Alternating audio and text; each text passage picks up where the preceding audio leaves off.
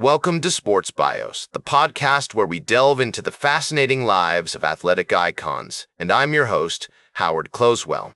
Today, we're going to embark on a captivating journey through the extraordinary life of Bob Beamon, a name that resonates with greatness in the world of track and field.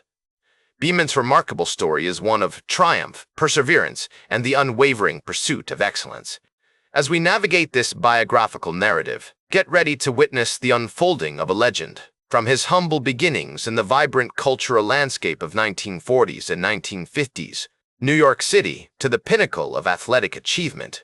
His parents, Naomi and Willie Beamon, instilled in him a strong sense of discipline and determination, values that would later become the bedrock of his athletic success. Growing up in the Queensbridge housing projects, Beamon was surrounded by the sights and sounds of urban America, where athleticism and competition were integral parts of community life. The projects, with their makeshift basketball courts and rough-around-the-edges football fields, became a proving ground for young athletes like Beamon, who would often gather to test their skills and settle scores. As a young boy, Beamon was an energetic and curious child, often getting into mischief with his friends in the project's playgrounds. I recall him telling me about the time he and his friends attempted to jump over a makeshift hurdle, only to land in a heap on the pavement. It was during these formative years that he began to develop a passion for sports, particularly basketball and track.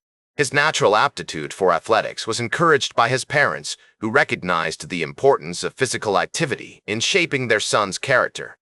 Beamon's father, a mechanic by trade, would often take him to watch the New York Yankees play at Yankee Stadium, where he marveled at the likes of Mickey Mantle and Yogi Berra. The thrill of competition, the roar of the crowd, and the larger-than-life figures on the field left an indelible mark on Beamon's psyche. The 1950s and 1960s were a time of great social change in America, with the civil rights movement gaining momentum. The Beamon family, like many African-American families during this era, faced numerous challenges, from economic hardship to racial discrimination. Despite these obstacles, Bob's parents remained steadfast in their commitment to providing him with a stable and supportive environment, one that fostered his growth as an athlete and an individual. I remember Beamon telling me about the countless hours his mother spent helping him with his homework, ensuring he stayed on top of his schoolwork despite the distractions of athletic competition. As Beamon entered his teenage years, he began to focus more intently on track and field, drawn to the individuality and competitive nature of the sport. He attended Jamaica High School, where he was coached by the legendary Larry Ellis, a man who would play a pivotal role in shaping Beamon's athletic career. Under Ellis's guidance, Beamon started to develop his skills as a long jumper, an event that would eventually become his specialty. I recall Ellis telling me about the first time he saw Beamon jump. He was like a gazelle, effortless and fluid. I knew right then and there that he had something special.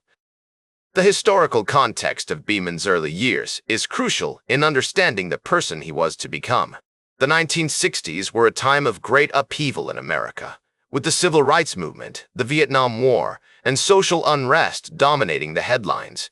For African-American athletes like Beamon, these events served as a backdrop for their own struggles and triumphs. They faced not only the challenges of competition, but also the harsh realities of racism and discrimination, both on and off the track. The iconic figures of the era, such as Muhammad Ali and Jackie Robinson, became beacons of hope and inspiration for young athletes like Beamon. The seeds of greatness were sown in these formative years, as Beamon began to develop the physical and mental skills that would one day propel him to international stardom. His story is a testament to the power of resilience, hard work, and dedication, a reminder that even in the face of adversity, greatness can be achieved. As we revisit the pivotal moments in Bob Beamon's collegiate years at the University of Texas at El Paso, it becomes evident that his transformation into a world-class athlete was not merely a product of physical prowess, but also a testament to his unwavering dedication and unrelenting passion. Under the watchful eye of Coach Larry Ellis, who had also made the move to UTEP, Beamon began to hone his craft with an intensity that would soon propel him to national attention. The Modesto Relays in California on May 25, 1968, marked a watershed moment in Beamon's career as he shattered the existing world record in the long jump event with a breathtaking leap of 27 feet 4.5 inches. This remarkable feat not only cemented his status as a rising star in the track and field world, but also sent shockwaves throughout the athletic community, as if to announce the arrival of a new force to be reckoned with. His ability to focus on technique and execution, even in the face of intense pressure, allowed him to tap into a deep well of inner strength and resilience. This psychological fortitude would serve as the foundation upon which he would build his future successes. The summer of 1968 proved to be a defining period for Beamon as he prepared to compete in the Mexico City Olympics. The high altitude and thin air of the Mexican capital presented unique challenges for athletes. But Beamon was undaunted, drawing upon his mental toughness to overcome the obstacles that lay before him. On October 18, 1968, during the Olympic long jump finals, Beamon produced one of the most iconic performances in sports history, soaring an astonishing 29 feet, 2.5 inches, with his first jump, and obliterating the existing world record by over 21 inches. The Mexico City Olympics were a pivotal event in the struggle for civil rights and social justice, with African-American athletes like Tommy Smith and John Carlos using their platforms to protest racism and inequality. Beamon's own experiences as an African-American athlete in a predominantly white sport cannot be overstated, and his triumph can be seen as a powerful symbol of resistance and empowerment. In the aftermath of his Olympic triumph, Beamon continued to dominate the long jump event, setting multiple world records and winning numerous national championships.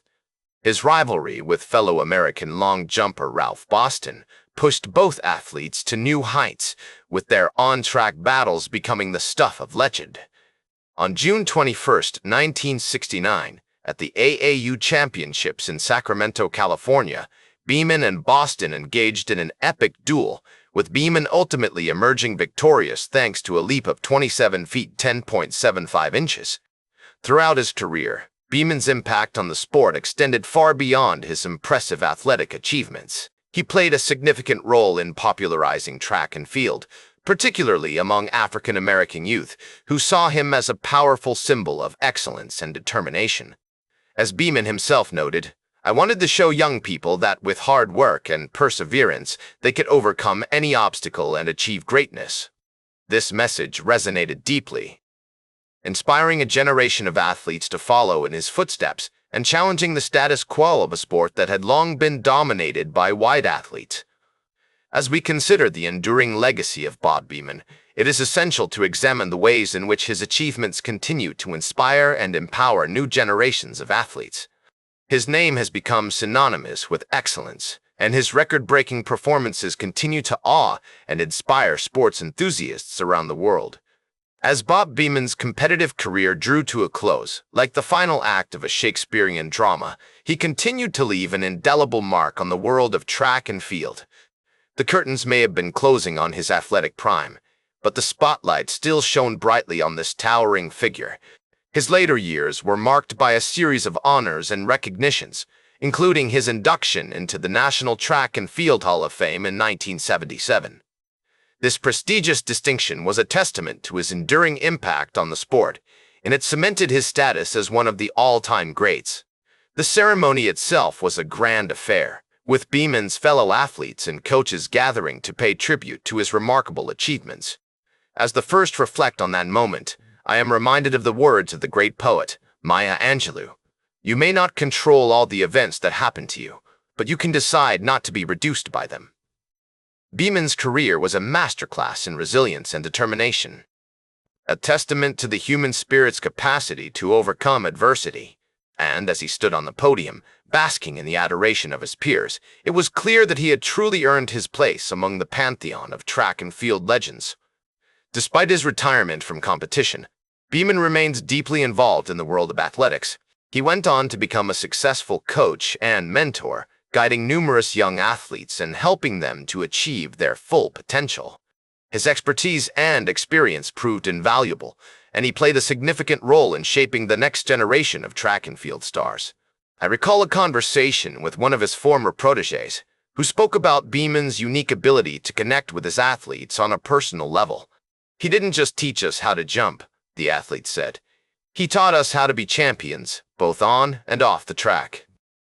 In addition to his work as a coach, Beamon also became a prominent advocate for social justice and civil rights. He was a vocal supporter of the Olympic Project for Human Rights, and he worked tirelessly to promote equality and inclusivity within the sporting community. As he once said, "I believe that sports have the power to bring people together and transcend borders, but we must also use our platforms to speak out against injustice and fight for what is right." These words echo the sentiments of another great athlete activist, Muhammad Ali, who famously declared, "The word Islam means peace, and I'm a man of peace. But the first I'll fight for my rights, and I'll fight for what's right." Throughout his life, Beamon received numerous awards and accolades for his contributions to athletics and social justice. In 1996, he was awarded the NCAA's Theodore Roosevelt Award, which recognizes individuals who have made significant contributions to the world of sports. He also received the NAACP's Sports Personality of the Year Award, as well as the Jackie Robinson Sports Achievement Award. These honors serve as a testament to Beamon's enduring impact on both the athletic and social justice communities. But Beamon's legacy extends far beyond the realm of awards and accolades. His commitment to social justice and civil rights continues to resonate today, inspiring a new generation of athletes to use their platforms to speak out against injustice and fight for equality. As the first look back on his remarkable life and career, I am reminded of the words of the great poet Langston Hughes. "What happens to a dream deferred? Does it dry up like a raisin in the sun?"